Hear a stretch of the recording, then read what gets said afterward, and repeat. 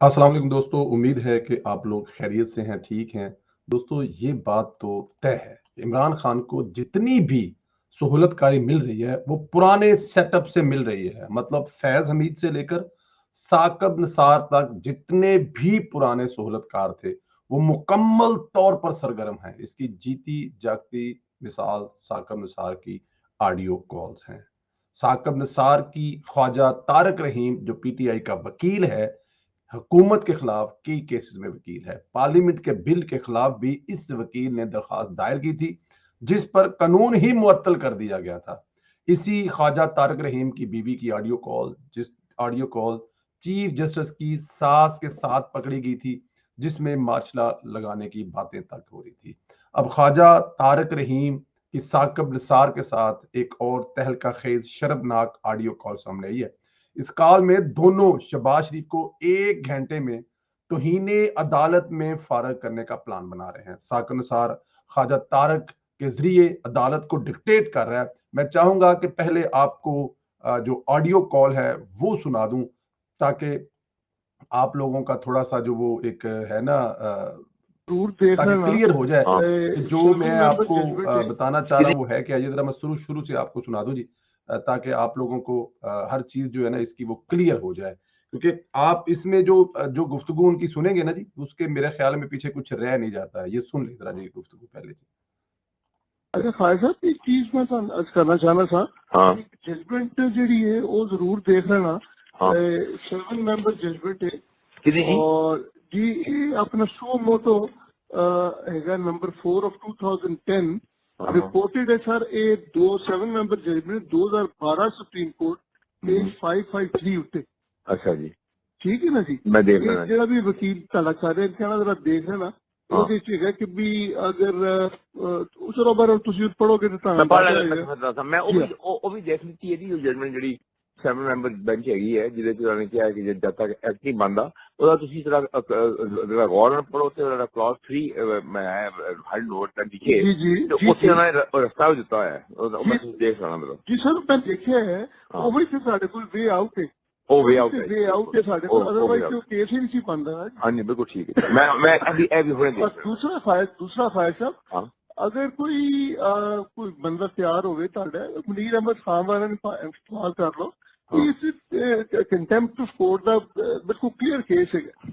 वो भी होगी वो भी हो रही वो भी हाँ हो रही कंटेम्प्ट वो ऑफ भी कोर्ट का केस है। वो भी हो देखो रही मिसाल जो कुछ होया है आजाद जम्मू कश्मीरी ਉਹਦੇ ਬਾਅਦ ਤੇ ਕੋਈ in ਅਮਰਪਾਲ fact ਨਹੀਂ कि मेरे ख्याल जी we are just waiting for the ਐਵੇਂ ਹੁਣੇ ਆਰਡਰ ਕਰਦੇ ਪਏ ਨੇ ਉਹ 3 member bench शायद another half an hour 1 hour and we are filing a contempt application file हो रही है चल ठीक। okay thank you sir.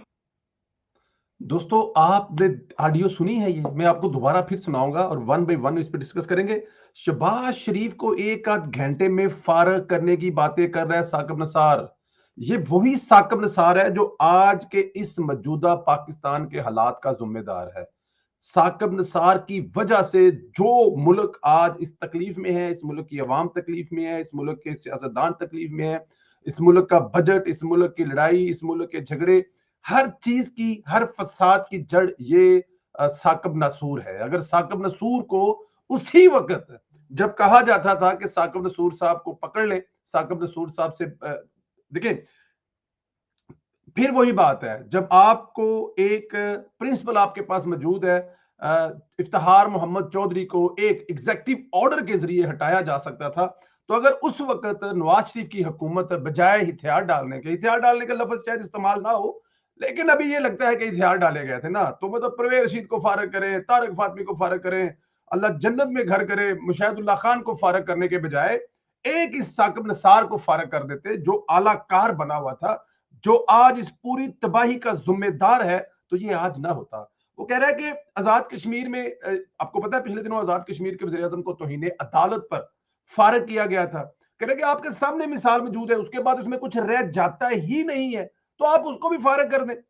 और फिर वो उसमें ये बता रहे हैं कि ये कोई आप फलां शीख के जरिए किसी को इस्तेमाल कर रहे हैं, और फिर साथ में बता रहे हैं कि किसको इस्तेमाल करना है। को मनीर अहमद खान साहब है, लफ्ज पर गौर करें, इस्तेमाल कर लें कि जो मनीर अहमद खान साहब है उससे एक पिटीशन डलाएं, उसको सुप्रीम कोर्ट में लेके आए, उसके जरिए एक दरखास्त डालें, उसको इस्तेमाल कर लें। आप इससे ज्यादा मेरे ख्याल में और क्या हो सकता है। अच्छा, मतलब पहले से कहते आ रहे हैं कि इमरान खान के सहूलतकार को काबू करें, मुल्क में इंतशार का खात्मा हो जाएगा, लेकिन हुकूमत मुफाहमत से काम लेती रही। अब भी वजीर आजम को तौहीन अदालत में फारग करने का प्लान बन रहा है। देर किस बात की है? इन सहूलतकारों कारों को गिरफ्तार करना चाहिए। इनको गिरफ्तार किए बगैर ये गन साफ नहीं हो सकता, अदलिया पाक नहीं हो सकती। वाजिया नजर हो रहा है आगे क्या होने वाला है। फिर भी किस चीज का इंतजार है? क्या इस चीज का इंतजार है कि वो आपको फारग कर दें? अगर आप इस चीज का इंतजार कर रहे हैं तो फिर ठीक है, फिर तो कोई इतराज नहीं। मैं चाहूंगा कि एक दफा ये ऑडियो दोबारा सुने, इसके स्टेप बाय स्टेप पे हम बात करेंगे। अच्छा खालिद साहब एक चीज मैं ਤੁਹਾਨੂੰ अर्ज करना चाहना था। हाँ जजमेंट ਜਿਹੜੀ है वो जरूर देख लेना। हाँ 7 मेंबर जजमेंट है कितनी जी और जी ये अपना शो मोटो हैगा नंबर 4 ऑफ 2010 हाँ रिपोर्टेड है सर ये 7 member judgment 2012 supreme court page 553 ਉੱਤੇ।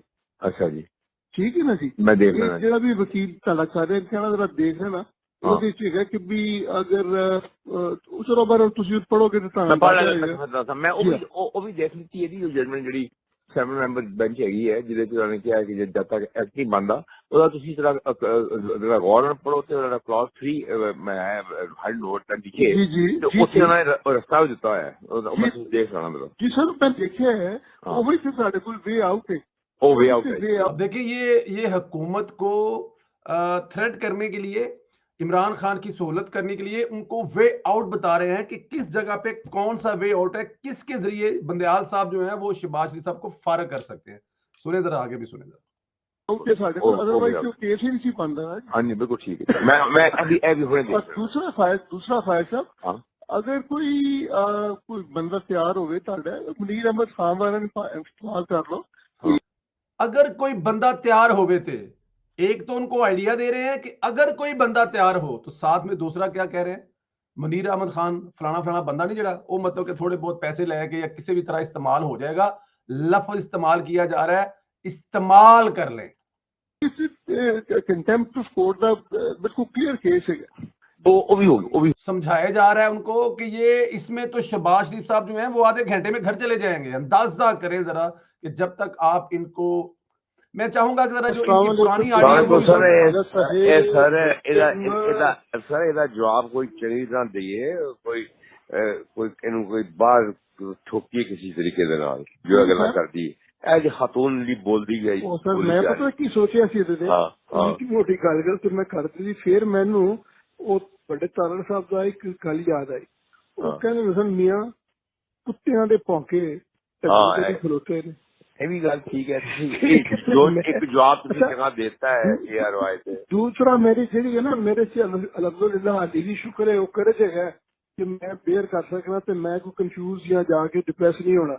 ते ਜਦੋਂ ਲੋੜ ਪੈਗੀ ਤੁਹਾਨੂੰ ਅਸੀਂ ਕਹਿ ਦਾਂਗੇ ਖਾਲਿਦ ਸਾਹਿਬ ਕੁਝ ਧਮਾਕਾ ਕਰ ਦਿਓ ਤੁਸੀਂ ਕਰ ਦੇਣਾ ਮੈਨੂੰ ਪਤਾ ਤੁਸੀਂ मैं दस देना बस मैं जो कहोगे उसका हो जाएगा। हाजिर एनी टाइम यू लाइक हाजिर खालिद साहब और मेरे भतीजे ठीक ठाक ने। ये वो किस्सा कहानी है जो आपने सुना है। इससे पहले जब ये आई थी ना तो शोर डाला गया था सोशल मीडिया पर, हर तरफ से पार्टी लीडरान पर, पार्टी क्यादत पर कि इस बुढ़े को कहीं ना कहीं काबू कर ले। इससे आगे और कहां जाएंगे आप, या इससे आगे आपके साथ ये क्या करेगा कि आपके साबिक वजीर आजम की बेटी को मतलब अब जो लफ्ज उन्होंने इस्तेमाल किया वो मैं इस्तेमाल तो नहीं कर सकता कि मारने की बात कही जा रही है कि इनको बाहर ही कहीं ऐसा कुछ कर करा दिया जाए या उनको, और वो कह रहे हैं जी कि अभी मैं चुप कर गया हूं, मैं खामोश हूं, तो जब मैं आपको कहूंगा आप धमाका कर देंगे। अब धमाका करने का मतलब क्या होता है? मतलब क्या धमाका कर दीजिएगा? मार दिया जाएगा मरियम नवाज को? देखिए उस वक्त भी अगर आपने इस बूढ़े के खिलाफ कोई कार्रवाई, क्या हुकूमत इसके खिलाफ कोई FIR दर्ज नहीं करवा सकती है जो खुली बदमाशी कर रहा है? क्या हुकूमत इसको किसी केस में नहीं पकड़ सकती? सर आपकी जान की मारने की वो धमकी दे रहा है, हुकूमत के खिलाफ बैठकर ये बुढ़ा साजिश कर रहा है एक दूसरे बुढ़े के साथ। इस दूसरे बुढ़े की बीवी जो है वो बड़े चीफ जस्टिस की जी सस से उधर बह के मुल्क च मार्शला लगा रही है। तो फिर आप लोग कर क्या रहे हैं? आप लोग इतना भी नहीं कर सकते? तो फिर अगर ये नहीं कर सकते तो फिर तैयार रहें ये सब कुछ होने के लिए। शहबाज साहब घर जाएंगे तो फिर क्या कोई नया इंतजार किया जा रहा है कि पहले अगर वो करेंगे तो फिर हम जाकर कुछ करेंगे? तो फिर ठीक है, फिर करें इंतजार। हमें अपना खून जलाने की तो मेरे ख्याल में जरूरत नहीं है। लेकिन जब तक आपने इन बोर्डों का इंतजाम ना किया, ये आपको जीने नहीं देंगे। ये वही बाकियात है जिसके बारे में मरियम नवाज से लेकर हर सोशल मीडिया का वर्कर जो है वो अपने ट्वीट्स में बातें करती है, जो मरियम नवाज करती है कि ये वो बाकियात हैं जो आपको जीने नहीं देंगी। खैर, एक और हंगामा खेज खबर पता चली है। वज़ीर-ए-आज़म शहबाज शरीफ ने कल इत्तेहादी जमातों का अहम तरीन इजलास तलब कर लिया है। इस इजलास से पहले वफाकी कबीना का भी इजलास होगा। इजलास कल 12:30 में वज़ीर-ए-आज़म हाउस पर होगा, जिसमें मौजूदा सियासी सूरत-ए-हाल पर गौर, आइंदा हिकमत तैयार की जाएगी। हमारी इत्तला के मुताबिक कल हुकूमत इंतहाई अहम कदम उठाने जा रही है। अदलिया के मुतनाज़ा जजों के खिलाफ एक्शन लेने का फैसला होने जा रहा है। काफी हद तक मुशावरत हो चुकी है। मौलाना फजल रहमान मियां नवाज शरीफ डट चुके हैं। उन्होंने तजवीज दी है कि जजों के खिलाफ किसी एग्जेक्टिव ऑर्डर या कुछ और एक्शन से कबीना से मंजूर करवाकर पार्लियामेंट से इसकी मंजूरी ली जाए।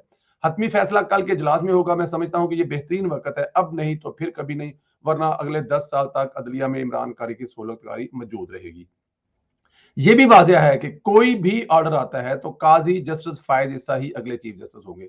इस्लामाबाद की फजाएं खबरें दे रही हैं कि उन्हें चीफ जस्टिस का प्रोटोकॉल मिलना शुरू हो गया है। सिक्योरिटी की भी इसी लेवल की दी जा रही है। इधर हुकूमत मुआशी सूरत हाल पर संजीदा है और इसमें फौज एक पेज पर है। Army chief general Asim Munir 4 रोजा दौरा पर पहुंचे हैं। इस वक्त चीन की अहमियत बहुत अहम है। चीन गैर एलानिया तौर पर सुपर पावर बन चुका है। यही वजह है कि पाकिस्तान चीन के साथ खड़ा है। हुकूमत के IMF पैकेज में तखीर की वजह भी यही है। आर्मी चीफ का दौरा चीन पैकेज मुआशी पैकेज लाएगा, गारंटियां भी हुकूमत के काम आएंगी।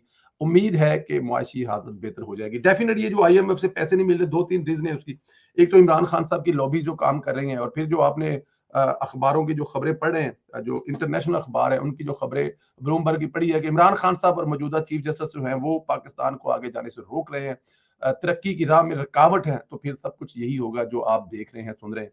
लेकिन इससे बेहतर होगा। ये इलेक्शन ना होने की बड़ी वजह ये भी है कि अभी हमारे पास खाने पीने के लिए कुछ नहीं है। थोड़े से मामला बेहतर कर लिए जाए। जब थोड़े से हालात ठीक हो गए तो इलेक्शन तो होने ही है। एक जमहूरी मुल्क में इलेक्शन नहीं होंगे तो और क्या होगा। वैसे भी 5 साल अभी पूरे नहीं हुए असेंबली के, तो इलेक्शन कैसे करवा दिए जाए। लेकिन मैं वीलो के आखिर में आप लोगों से, मैं तब हुकूमत से आप अपने कमेंट्स में भी करके राय दें कि हुकूमत को करना क्या चाहिए, हुकूमत के पास ऑप्शन क्या है। बल्कि मेरा एक सवाल है, इस सवाल का जवाब अगर आप लोग कमेंट्स करके दे दो बड़ी मेहरबानी होगी। क्या हुकूमत को एक चीफ एग्जीक्यूटिव से इन 3 जजों को फारग कर देना चाहिए और काजी फायसा खुद ब खुद अगले वज़ीर बन जाएंगे? इस सवाल का जवाब जरूर दीजिएगा। अपने एक बात जो आपसे रिक्वेस्ट और करते हैं, program like, comments, WhatsApp group में शेयर जरूर कर दीजिएगा वीलॉग। और दूसरा, जिन दोस्तों ने सब्सक्राइब नहीं किया वो सब्सक्राइब कर दें। अपना ख्याल रखिए, इजाजत दें, खुदा।